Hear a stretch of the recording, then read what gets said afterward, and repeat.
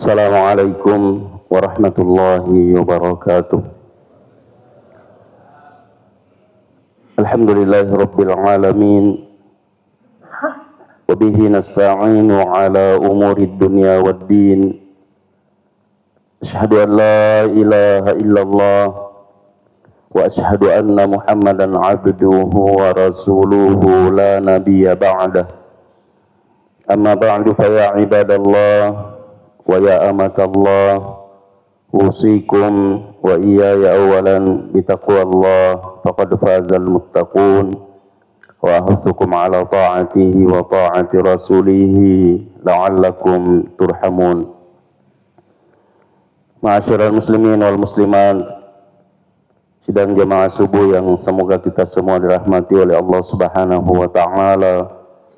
Alhamdulillah, kembali kita memuji dan bersyukur kehadirat Allah Subhanahu wa taala atas limpahan karunia dan nikmatnya kepada kita semua, sehingga pada subuh hari ini kembali kita dapat melaksanakan salat subuh secara berjamaah, yang mudah-mudahan apa yang kita lakukan ini diterima oleh Allah Subhanahu wa taala dan dapat menjadi pemberat timbangan kebaikan kita di hari akhirat kelak. Dan semoga segala ibadah dan ketaatan kita dapat membahagiakan kita baik di dunia, terlebih-lebih lagi di hari akhirat kelak. Ma'asyiral muslimin wal muslimat, rahimani wa rahimakumullahu jami'an.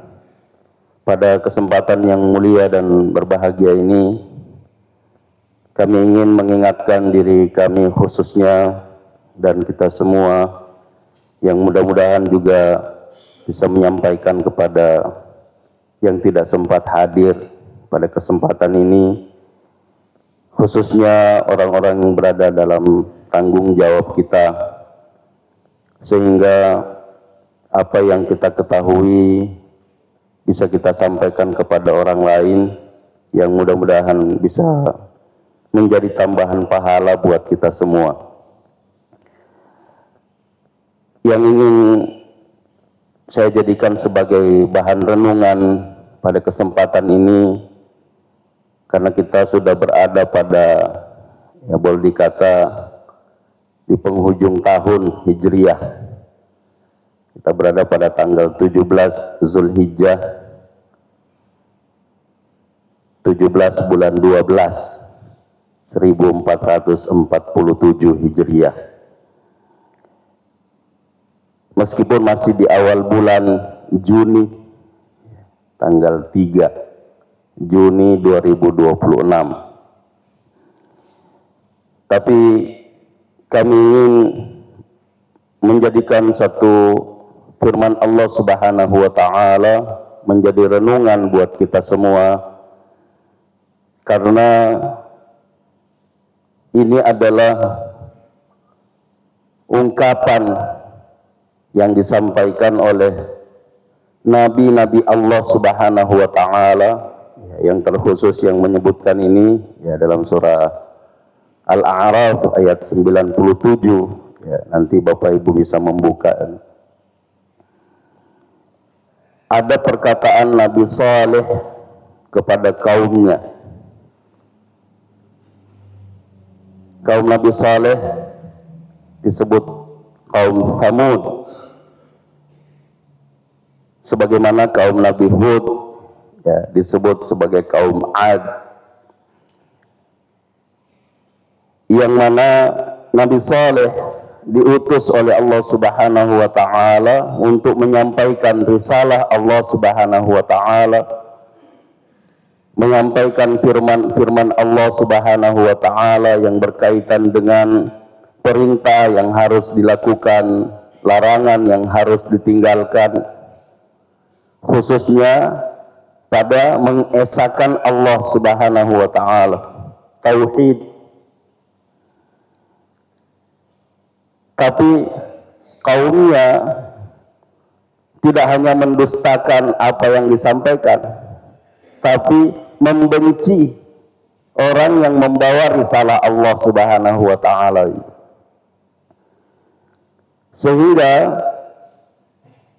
mukjizat yang diberikan kepada Nabi Saleh pun dibunuh. Seekor unta yang punya keluar biasaan itu dibuat oleh kaumnya dibinasakan, sehingga Nabi Saleh meninggalkan kaumnya karena perintah Allah Subhanahu wa taala. Ya, dalam ayat ini disebutkan fatawalla anhum wa qala ya qaum qad ablagtukum risalata rabbi wa nasahtu lakum walakin la tuhibbunan nasihin. Ya. Lalu dia pergi berpaling dari mereka, meninggalkan kaumnya dan berkata, sungguh aku telah menyampaikan kepadamu risalah Tuhan, menyampaikan risalah Allah Subhanahu wa taala kepada kalian, dan saya sudah menasehati kalian. Ya, sama dengan Rasulullah sallallahu alaihi wasallam diutus kepada umatnya, ya khususnya kaum Quraisy ya pada waktu itu, dan sampai akhir zaman Nabi sallallahu alaihi wasallam sebagai nabi terakhir pembawa risalah Allah Subhanahu wa taala, wahyu yang disampaikan oleh Allah Subhanahu wa taala kepadanya, mengingatkan apa yang diperintahkan, mengingatkan apa yang dilarang. Sehingga Ibnu Mas'ud radhiyallahu anhu ketika mendengar ya ayyuhalladzina amanu, itu mengatakan, kalau kamu mendengarkan seruan Allah Subhanahu wa taala ya ayyuhalladzina amanu, maka siapkan telingamu untuk mendengarkan lanjutannya, karena lanjutannya bisa jadi perintah yang harus dikerjakan atau larangan yang harus ditinggalkan. Dan ada ayat yang diawali dengan ya ayyuhalladzina amanu, dua-duanya ada, perintah dan larangan. Nah, sehingga saya kembali kepada apa yang disampaikan oleh Nabi Saleh kepada kaumnya. Ya, saya hanya mengambil walakin la tuhibbunan nasihin, akan tetapi kalian tidak menyukai orang-orang yang memberi nasihat. An-nasihin itu adalah jama dari nasih, pemberi nasihat. Bukan walakin la tuhibbunan nasihah. Tapi kamu tidak menyukai nasihat, tidak, kamu tidak menyukai yang memberi nasihat. Padahal yang memberi nasihat adalah utusan Allah Subhanahu wa taala, membawa risalah Allah Subhanahu wa taala demi kebahagiaanmu dunia akhirat. Nah, terkadang ada orang ketika tahu bahwa yang memberikan nasihat ya si fulan, aja natalau iya numua, astagfirullahaladzim. Padahal yang namanya nasihat, yang namanya penyampaian kebenaran, ya kecuali kalau memang penyampaiannya adalah sesuatu yang tidak baik, ya tidak boleh. Ya, nasihat yang tidak baik itu tidak boleh diikuti, tidak boleh diambil. Ya, makanya ada ungkapan orang ya, yang mengatakan unzur ma qala wa la tanzur ila man qala. Lihat apa yang dia ucapkan, jangan lihat siapa yang mengucapkan. Kalau dia baik, meskipun orang yang dianggap hina, bahkan dalam riwayat ya disebutkan ada nasihat dari iblis.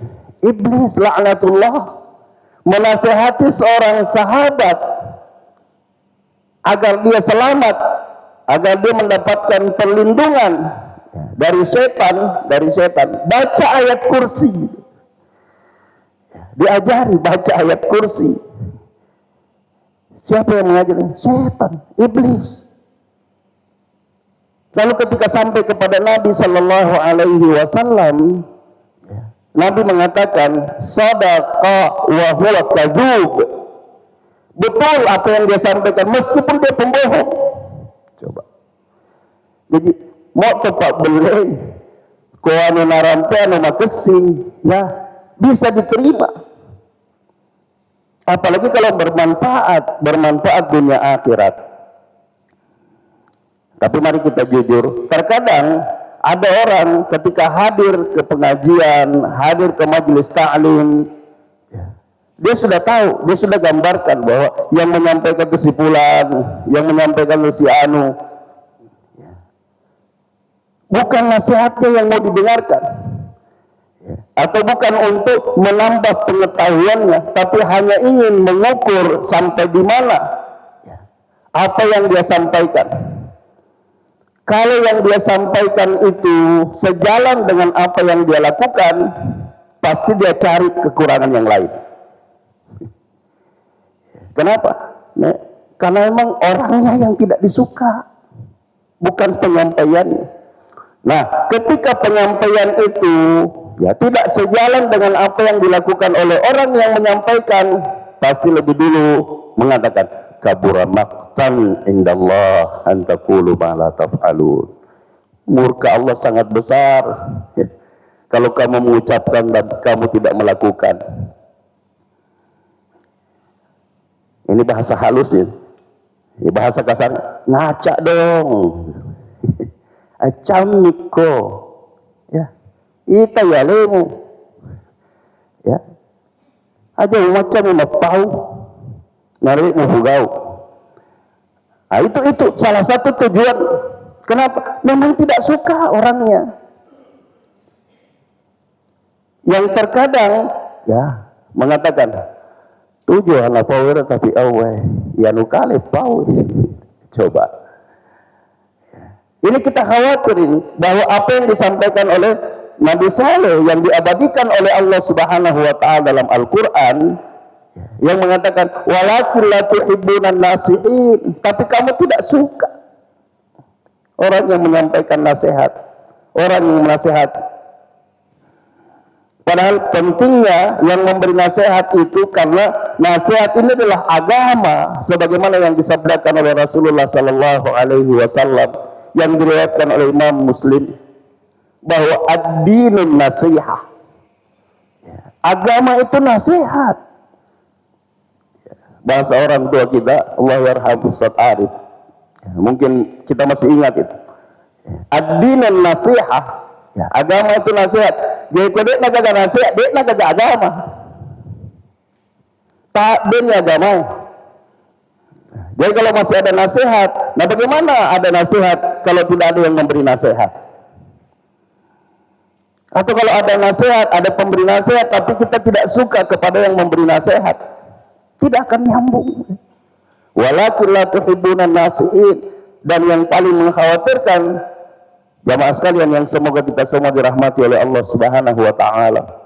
Semua yang mendustakan pemberi nasihat, apalagi nasihat dari Allah Subhanahu wa taala, risalah Allah Subhanahu wa taala, semuanya berujung dengan kebinasaan.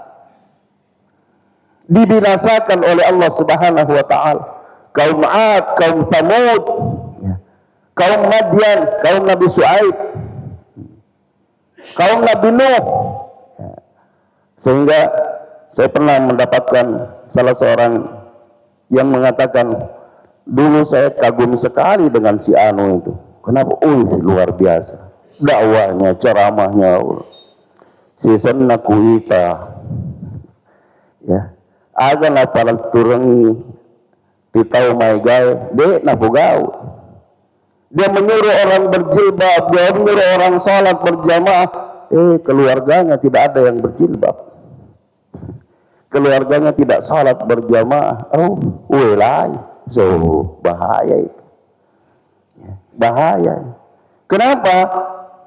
Jangankan manusia biasa seperti kita, Nabi, Bapak Ibu sekalian, Nabi 950 tahun Nabi Nuh berdakwah. Istri dan anaknya dijamin masuk neraka. Bahkan diabadikan dalam Al-Quran. Daraballahu mathalan lil ladzina kafaru. Allah membuat perumpamaan terhadap orang-orang kafir. Imra'atan Nuh wa imra'atan Lut, istri Nabi Nuh, istri Nabi Lut.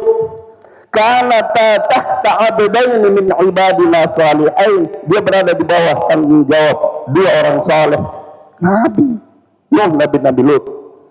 Fakhanatahuma, tapi keduanya mengkhianati orang saleh ini. Falam yugniya anhuma minallahi syai'a, lalu dua orang saleh ini tidak bisa membantu, tidak bisa menolong. Nabi ini tidak bisa menolong istrinya. Waqila udkhulan nara ma'ad dakhilin, lalu disampaikan, masuklah ke dalam neraka bersama orang-orang yang masuk neraka. Bayangkan 950 tahun didakwah, diceramai, diingatkan. Anaknya putra Nabi Nuh ketika terjadi banjir bandang sampai akhir hayat diajak oleh bapaknya yang diabadikan dalam Al-Quran, ya bunayyar kam ma'ana wala takun ma'al kafirin, wahai anakku, panggilan sayang bunai, bukan ya ibni, ya bunai, irkam ma'ana, mari naik bersama kami, naik ke perahu yang diperintah oleh Allah Subhanahu wa Ta'ala membuat bahtera yang diolok-olok oleh kaumnya. Kenapa? Nabi Nuh bikin perahu tidak biasanya, tidak seperti orang biasa di pinggir sungai atau di pinggir laut, di atas gunung. Semua orang ada perjalanan. Kata Nabi Nuh, ya, kalau hari ini kamu mengejek kami, kamu meledek kami, nanti kamu akan lihat olokan itu berbalik, ejekan itu berbalik. In taskharu minni fa inna naskharu minkum kama taskharun. Itu diabadikan dalam Al-Quran. Kalau hari ini kamu mengejek kami, nanti kami akan mengejek kamu. Satu saat sebagaimana kamu mengejek kami. Nah, bagaimana Nabi Nuh ketika datang banjir bandang, ya, bahteranya sudah berjalan, dia melihat anaknya timbul tenggelam di atas air bah, lalu dia mengatakan, ya bunayyar kam ma'ana wala takum ma'al kafirin, wahai anakku, mari ikut bersama kami, naik ke bahtera kami, jangan bersama orang-orang kafir. Tapi anaknya sampai akhir hayat pun tidak menerima dakwah itu. Dia mengatakan kepada bapaknya, sa'awi ila jabalin ya'simuni minal ma', saya akan berenang ke gunung yang lebih tinggi lagi, agar aku selamat. Kata Nabi Nuh, la asimal yaum, tidak ada yang bisa selamat hari ini. Wahai anakku, tidak ada yang bisa.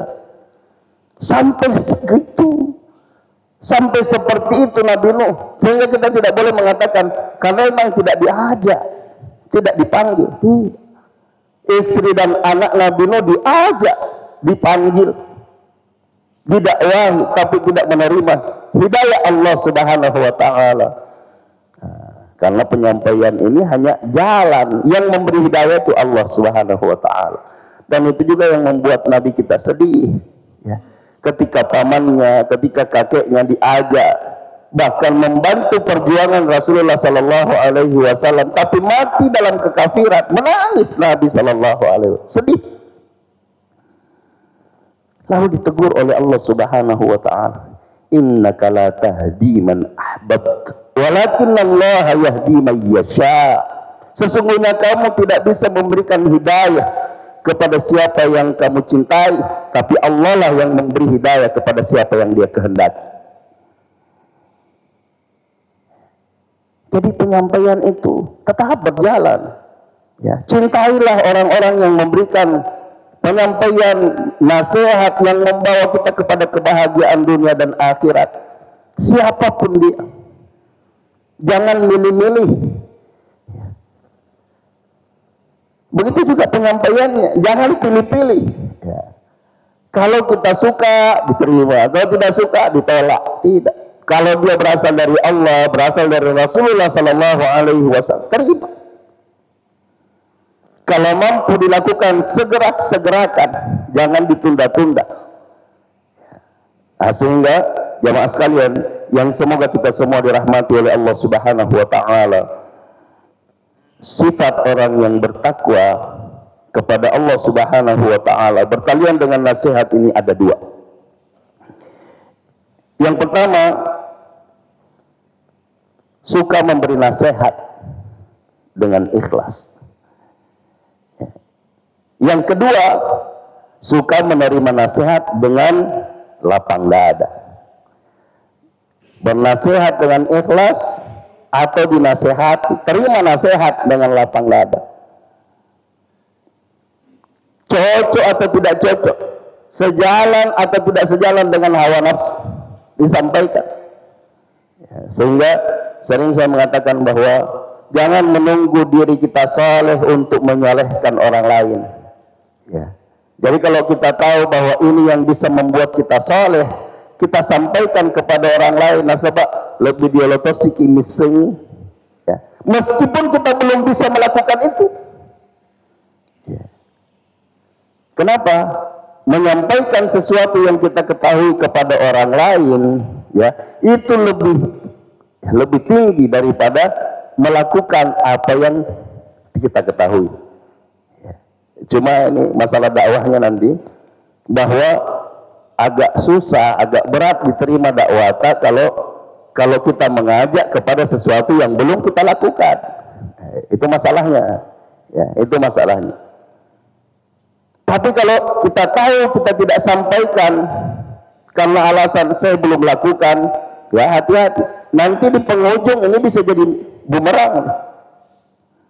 Ya, contoh misalnya, saya tahu bahwa ada orang yang tidak melakukan itu, padahal dia sudah tahu. Ya. Nah, saya juga belum melakukan, sehingga saya berat untuk menyampaikan. Nanti di akhirat, ya, orang itu akan mengatakan, Ustadz Anu naiseng, ya, naiseng. Nadek nang kenapa ringerani?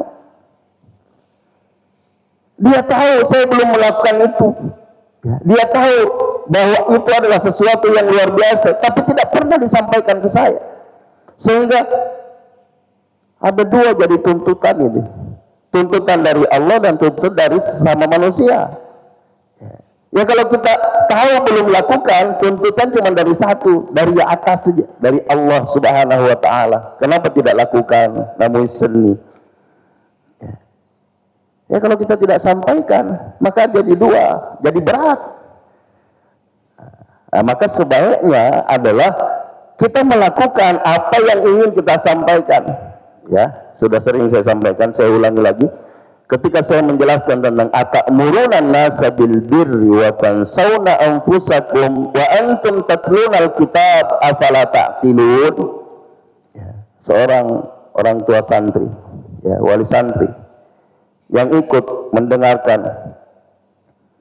Karena waktu itu saya mengajar di satu rumah, ya, karena kelas tidak cukup. Dia ikut. Setelah saya mengajar, dia mengatakan, inilah kehebatan dan kelebihan pendiri pesantren. Kelebihan ustadz. Kenapa? Napugau memang napalag turut tahu. Ya. Dia lakukan baru dia sampaikan. Jadi susah untuk kita tidak menerima. Berat. Kenapa? Sudah dia lewati. Qiyamul Lail misalnya, Qiyamul Lail. Menyuruh, mengajak anak-anak untuk Qiyamul Lail. Bukan hanya di Ramadan. Di setiap malam. Dibangunkan untuk Qiyamul Lail. Kenapa? Itu peneguh jiwa. Qiyamul Lail itu peneguh jiwa. Bahkan kalau kita mau mengambil dalil, ya, afdalus salati ba'dal fariidah salatul lail. Seutama salat, ya, sesudah salat fardu adalah salat malam. Ya. Makanya setan tidak suka juga ini orang salat malam. Setan tidak suka. Setan suka kalau kita terlambat bangun. Ya. Atau setan hanya kasih bangun kita, rokok temeh. Mau tau miteme, napa situasin rokok emang. Padahal Nabi mengajarkan siapa yang terjaga, lalu dia membaca akhir surah Ali Imran, inna fi khalqis samawati wal ardi wa ikhtilafil laili sampai akhir, dijamin ada jaminan. Atau kalau dia berwudu, lalu salatnya diterima. Nah, di sini tidak disebutkan 11 rakaat, 17 rakaat, tidak. Salat jadi berapa saja. Keduan rakaat tahu keduan rakaat. Apa sih matiin tuh? Mudah-mudahan nanti bangun witir gitu. Tapi biasanya kematiin tuh kipai mau deh. Mau sempat subuh terus masuk tuh. Gawat. Nah, sehingga ya ketika beliau mengajarkan itu, ya, dia menyampaikan kalau kamu hanya bisa mengambil ya satu malam satu juz, ya, atau bahkan satu lembar saja bisa, ya tenar. Ya. Tapi ketika beliau mengatakan bahwa kami qiyamul lail, ya, itu sampai 3 juz setiap malam, bukan hanya di Ramadan. Sehingga wajar kalau ada orang yang mengatakan bahwa Ustadz Marzuki itu kalau start dari Sinjai sampai di Makassar khatam, atau sebaliknya dari Makassar ke sini. Ya. Saya pernah mengatakan ini sudah hilang, ya,